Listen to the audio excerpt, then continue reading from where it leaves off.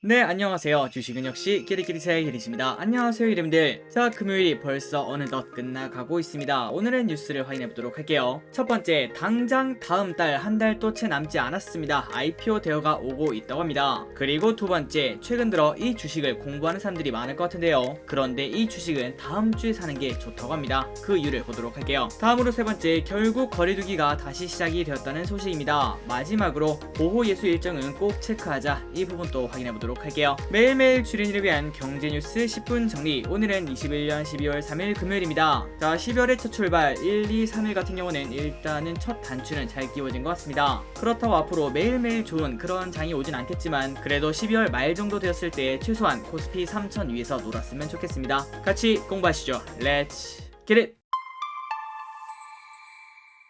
자, 금요일에는 빠르게 공부하고 쉬어야겠죠. 오늘 영상도 이걸 이렇게 빨리 끝내도 되나? 이 정도로 빠르게 끝내보도록 하겠습니다. 그리고 들어가기 앞서 좋아요 누르시면 저 기리색에 매우 큰 힘이 됩니다. 정말 감사합니다. 첫 번째로 어제 뉴스를 확인해 보도록 하겠습니다. 어제 뉴욕 증시는 오미크론의 확산에도 불구하고 반등을 했습니다. 그 전날에는 오미크론이 나왔다 이 소식 때문에 3%씩 하락하고 그랬는데 어제는 또 다른 흐름을 나타냈다고 합니다. 그렇다면 얼마나 하락했나 봤더니 다우존스는 1.8% 상승, S&P는 1.4% 상승, 그리고 나스닥은 0.8% 상승으로 이 정도면은 지금 우리가 딱 생각을 해봤을 때 그냥 이틀 전 낙폭이 조금 과대했구나 이러한 생각을 해볼 수 있겠네요. 그리고 국제유가가 소폭 반등을 했다고 합니다. 그 이유는 오펙 플러스에서 증산 규모를 유지를 했다는 소식이 나왔습니다. 그래서 WTI는 1.4% 상승하고 마무리가 되었다고 하네요. 다음 소식입니다. 벌써 이제 한 달밖에 남지 않았다고 하네요. 대기업 쪽이기 전략 때문에 내년 IPO 대여가 쏟아질 예정이라고 합니다. 자, 올해는 물적 분할이다, 인적 분할이다 이러한 이야기가 정말 많았습니다. 그래서 어떤 기업은 주가가 많이 떨어지기도 하고 그 다음에 어떤 기업은 많이 올라가기도 했는데요. 어쨌든 그런 과정을 거치고 나니까 내년 IPO 대여가 이제는 쏟아질 예정이라고 합니다. 한번 보도록 할게요. 대기업들의 연이은 지배구조 개편이 내년 IPO 시장에 태풍의 눈으로 부상하고 있습니다. 연초에는 LG에너지솔루션을 신호탄으로 대여들이 줄지어 상장에 나설 것으로 기대되는데요. 공모주 성과에 따라 그룹 시가총액 순위에도 변동이 예상된다고 합니다. 일단 내년 연초에는 기분들이 다들 알고 계시는 LG엔솔이 기다리고 있습니다. 그리고 이게 생각보다 빠르다고 하는데요. 내년 초가 아니라 내달 초에 코스피에 입상할 전망이라고 하네요. 그래서 아마도 크리스마스 전후 그때쯤 되면은 LG에너지솔루션을 우리가 공부를 해봐야 되는 그러한 시간이 올 것 같습니다. 그리고 내달 초가 되면은 우리의 또 치킨 파티가 열린다고 생각을 해볼 수 있겠네요. 그리고 다음으로 이틀 전에 이러한 소식이 나왔죠. 포스코 오는 10일 열리는 이사회에서 지배구조 개편 안건을 상정할 예정이라고 합니다. 그래서 이 이사회에서 도대체 뭘 하는가 봤더니 내년 초 주주총회에서 지주사 전환을 추진한다고 하는데요. 이렇게 갑자기 포스코를 지주사로 바꾸는 이유가 뭔가 봤더니 기업 가치 제고라고 합니다. 포스코는 기분들이 아시다시피 실적에 비해서 주가가 기대에 못 미친다 이러한 평가가 내외적으로 나오는데요. 물론 그 이유는 피크아웃 논란 그런 것도 있겠지만 어쨌든 올해 3분기 영업이익은 3조 1천억으로 전년 대비 364%나 증가했는데 그러나 주가는 올해 들어서 3%밖에 오르지 못했다고 합니다. 자, 이러한 상황에서 포스코의 지주회사 전환 방식은 인적 분할을 한다 이러한 뉴스가 나왔는데요. 그래서 뭐를 나누나 봤더니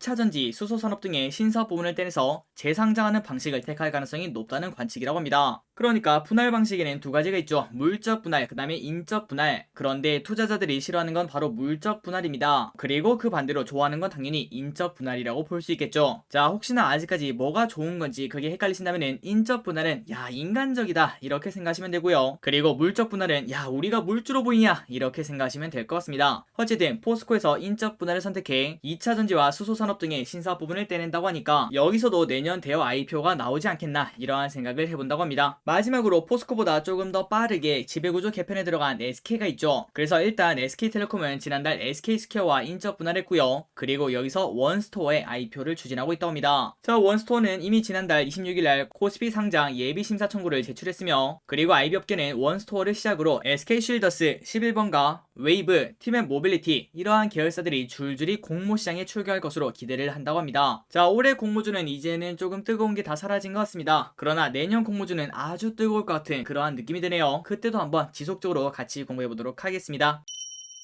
다음입니다. 아마도 많은 기분들이 궁금해하실 뉴스라고 생각해요. KB증권 배당주 12월 둘째 주 후반에서 셋째 주에 매수해야 효과가 있다고 합니다. 물론 이게 100% 맞는다 이렇게 볼 수는 없겠지만 지금까지 데이터를 딱 돌려봤을 때 이러한 결과가 나왔다고 합니다. 빠르게 보도록 할게요. 자, KB증권은 3일 연말 확정 수익을 낼 수 있는 배당주에 대한 투자자의 관심이 높아진 가운데 12월 둘째 주 후반에서 셋째 주 사이에 매수하는 게 효과적이라고 조언을 했다고 합니다. 자, 위에 이렇게 데이터가 나와 있는 걸 확인할 수 있죠. 이 표를 대충 봤더니 일단 12월 첫 번째, 두 번째, 세 번째 주 그때 매수라면은 평균적으로 4% 정도의 수익률을 기대할 수 있다고 합니다. 물론 이거는 배당 수익률을 제외하고 그 다음에 종목마다 다르겠지만요. 하지만 이제 연말이 가까워지는 거의 마지막 주 그때쯤이 되면은 수익률이 뚝뚝 떨어지는 걸 우리가 이렇게 확인할 수 있습니다. 그러니까 예를 들어 12월 20일 넘어서 만약에 배당주를 매수한다면은 1% 정도의 수익밖에 기대할 수 없다는 거겠죠. 그래서 여러분들이 지금 만약 배당주를 투자할 계획이라면은 다음 주부터 그 다음에 다다음 주 초반까지 그때 사이에 매수하는 게 가장 큰 효율을 볼 수 있다고 합니다. 그래서 이제는 사는 거는 어떻게 사야 되는지 알 것 같습니다. 그렇다면 언제 팔아야 될까요? 자, 내용을 보면서 한번 이해를 해보도록 하겠습니다. KB증권 연구원은 연말 배당주에게는 딜레마가 있습니다. 늦게 사면은 늦게 살수록 배당락일 손실이 굳어지고 그렇다고 일찍 사자니 그만큼 시장 위험에 노출되는 시간이 길어진다고 합니다. 물론 그 사이에 주가가 올라서 더 극대화가 될 수 있겠지만 그러나 그 반면 그 사이에 지난주처럼 하락도 할 수 있다는 거겠죠. 그래서 KB증권이 과거 11년 그때부터 데이터를 한번 살펴봤다고 합니다. 그러니까 아까 전에 설명드렸던 그러한 결과가 나왔다고 하네요. 일찍 사는 것도 그 다음에 크리스마스 이후에 사는 것도 정답이 아니었다고 합니다. 그래서 가장 좋은 시기가 언젠가 봤더니 위험 수익을 고려하면 12월 둘째 주 후반에서 그러니까 다음 주 말에서 그리고 셋째 주 사이가 균형 잡힌 매수 시점이라고 하네요. 그러니까 우리는 만약에 5% 이상의 배당을 주는 고배당주를 산다면은 분할 매수가 기본이지 않겠습니까? 그러니까 다음 주 5일, 그 다음에 다다음 주 5일 이렇게 열흘 동안 분할 매수를 하면 된다고 볼 수 있을 것 같습니다. 그리고 플러스 어떻게 팔아야 되는가? 일단 배당주 투자는 우리가 배당을 노리고 들어가는 건데요. 하지만 그 전에 배당 수익률만큼 주가가 오른다면 그때는 매도를 하는 게 조금 더 유리했다고 합니다. 한번 내용을 보도록 할게요. 만약 배당 수익률이 3.8을 넘는 초고배당주가 배당락 전에 배당 수익률 이상으로 주가가 오르면은 배당을 안 받고 그냥 바로 파는 것이 낫다고 하고요. 반면 주가가 오르긴 했지만 배당만큼은 아닌 초고배당주는 배당락일에 배당을 받고 파는 게 조금 더 좋다라고 합니다. 그리고 플러스 어떠한 기업들은 배당을 노리고 들어가는데 오히려 주가가 빠지는 기업도 있을 겁니다. 당연하겠죠. 자, 그런 경우에는 배당 전에 손절을 하는 게 나을까요? 아니면 배당을 받고 그때 손절을 하는 게 나을까요? 이것도 한번 비교를 해봤더니 배당락일에 배당받고 손절이 가장 유리했다고 합니다. 그러니까 우리의 매도 전략은 이렇게 정리를 할 수 있겠네요. 다음 주부터 다다음 주에 배당주를 산 다음에 딱 배당을 주는 그 전날 나의 배당 수익률보다 조금 더 올랐다. 그렇다면 그냥 매도하는 게 유리하고요. 그리고 그 반면 기대 배당 한 5% 되겠죠. 그것만큼 오르진 않았지만 한 2, 3% 올랐다. 그렇다면 일찍 파는 게 아니라 배당 받고 바로 파는 게 유리했다고 합니다. 그리고 플러스 혹여나 배당주를 샀는데 그게 좀 떨어질 수가 있겠죠. 그럴 때도 마찬가지로 보통은 배당을 받고 그때 손절하는 게 더 유리했다고 합니다. 자, 물론 기름들 이런 것들은 데이터기 때문에 무조건 맞다 이렇게 볼 수는 없습니다. 하지만 최근 10년간 이러한 흐름이 나왔기 때문에 충분히 참고는 해볼 수 있겠죠. 한번 기분들 이번 주 주말에 딱 3주만 노리고 배당주 한번 사볼까? 이러한 전략도 생각해보시면 좋을 것 같습니다. 자, 다음입니다. 우리 동네 붕어빵 가게가 사라지고 있다는데 그러고 보니까 저 기리씨 올해 들어서 붕어빵 가게를 본 적이 없는 것 같습니다. 제가 물론 집돌이기 때문에 그만큼 안 돌아다니긴 하지만 어쨌든 아직까지는 본 적이 없는 것 같은데요. 그런데 실제로도 현재 붕어빵 가게가 많지 않다고 합니다. 그 이유를 한번 보도록 할게요. 땡땡역 근처에 붕어빵 파는데 없나요? 아무리 돌아다녀도 안 보입니다. 세모 동네 근처 붕어빵 파시는 곳 아시는 분 계실까요? 진짜 찾기 어렵네요. 자, 찬바람 겨울 허기질 때면 생각나는 붕어빵, 그 다음에 오뎅 이런 가게들이 점점 사라지고 있습니다. 그 이유가 뭔가 봤더니 일단 코로나 이거를 빼놓을 수가 없을 것 같고요. 그리고 팥, 밀가루, 설탕 등 붕어빵에 빠질 수 없는 재료들이 국제 원자재 가격이 오르면서 비싸졌다고 합니다. 그래서 우리가 몇 년 전만 하더라도 붕어빵 4개에 1,000원 이게 국룰이죠. 그리고 조금 비싼 뭐 슈크림 이런 것들은 3개에 1,000원 이 정도 가격대를 받았다고 볼 수 있는데요. 하지만 이제는 2개에 1,000원 시대가 왔다고 합니다. 그러니까 붕어빵을 봐서 반갑긴 한데 가격을 보면은 난 널 모른다 이렇게 지나칠 수 있다는 거겠죠. 그리고 아마도 이렇게 생각하시는 기분들도 많으셨으리라 생각됩니다. 지나가다가 붕어빵을 봤는데 야, 붕어빵이 한 개 500원이란다 진짜 미쳤다 미쳤어. 하지만 거기서 폭리를 취하는 게 아니라 원자재 값이 올라서 어쩔 수가 없다고 합니다. 참고로 저 기리스는 길거리 음식 중에서 가장 좋아하는 거는 델리 만주를 가장 좋아합니다. 진짜 그 향기는 잊을 수가 없을 것 같아요.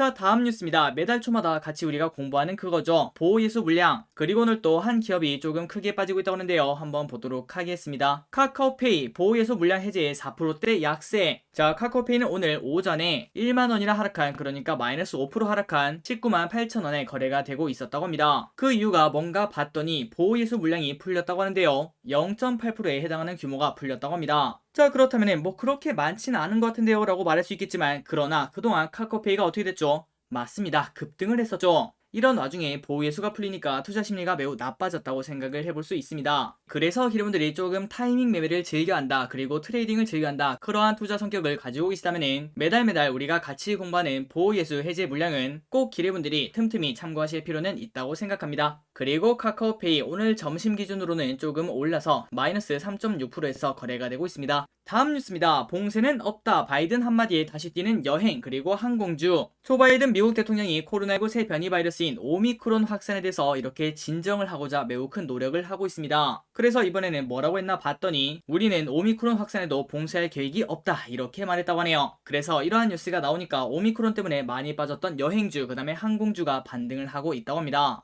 자, 지난주 금요일부터 오미크론이 터지면서 전 세계가 공포에 떨었다고 볼 수 있습니다. 하지만 일주일 정도 지난 시점인 지금 어느 정도는 공포심이 없어졌다고 볼 수 있을 것 같은데요. 하지만 이 오미크론 때문에 또 피해를 보는 사람이 있다고 합니다. 바로 자영업자겠죠. 올해 장사 공쳤다. 오미크론에 날아간 연말 모임. 국내에서 코로나19 오미크론 변이 바이러스 확진자가 발생하자 연말 연시 위드 코로나를 계획하던 시민들의 일상이 통째로 흔들리고 있습니다. 아마도 많은 분들이 최근 잡혀있던 송년회, 단체 모임, 여행 이러한 모임을 취소를 하고 계실 겁니다. 그러다 보니 연말 특수를 기대하던 자영업자들은 한숨만 내쉴 수밖에 없다고 합니다. 그리고 그 반면 또 반대에서는 수혜를 볼 수 있을 것 같은데요. 바로 배달에 관련된 것이겠죠. 배달에 관련된 업체들, 그 다음에 음식점, 여기서는 또 수혜를 받을 수 있을 것 같습니다. 자, 아마도 이거를 들으시는 기레분들 중에서 자영업자분들도 많으실 거라고 생각합니다. 참 상황이 쉽지 않습니다. 힘내시길 바래요. 다음입니다. BBQ 시카고 연착륙 성공, 미국 시장 성장세를 보여주고 있다는 뉴스네요. 치킨 프랜차이즈 제너시스 BBQ가 미국 시장에서 성장을 거듭하고 있습니다. 코로나19에도 한국식 치킨에 대한 수요가 꾸준하다는 분석이라고 한데요. 그런데 이거는 뭐 어쩔 수가 없습니다. 전 세계 어디를 가도 성공할 수밖에 없을걸요. 우리나라 치킨은 거의 세계 최고의 음식 중 하나라고 볼 수 있겠죠. 자, 내용을 더 보도록 하겠습니다. BBQ는 올해 10월에 문을 연 미국 시카고 샴버거점이 현지인들의 호응을 이끌어내며 연착륙에 성공했다고 2일 밝혔습니다. 그리고 BBQ의 미국 내 성장세는 괄목할 만한 수준으로 전해졌는데요. BBQ는 글로벌 외식업 전문지 네이션스 레스토랑 뉴스가 선정한 미국 내 가장 빠르게 성장한 외식 브랜드 순위에서 5위를 차지한 바 있다고 합니다. 자, 앞으로도 지속적으로 성장을 해줬으면 좋겠습니다. 다음입니다. 한국 영화 중국에서 6년 만에 개봉. 사드 갈등 이후에 중국 본토 개봉관에서 자취를 감췄던 한국 영화가 6년 만에 중국 극장에서 상영이 된다고 합니다. 자, 주중 한국 대사관과 중국 현지 매체들에 따르면은 나문희, 이준 주역의 한국 영화 오문희가 3일 중국 전역에서 개봉을 한다고 합니다. 자, 한국 영화가 중국 본토에서 정식 개봉한 거는 6년 만이라고 하는데요. 2015년 9월 전지현 이정재가 나왔던 암살이 마지막이었다고 합니다. 그리고 그 다음에 사드가 나오면서 한한령이 시작이 되었죠. 그때부터는 우리의 영화가 갈 수가 없었는데 이런 상황에서 6년 만에 한국 영화가 중국에서 개봉하게 되자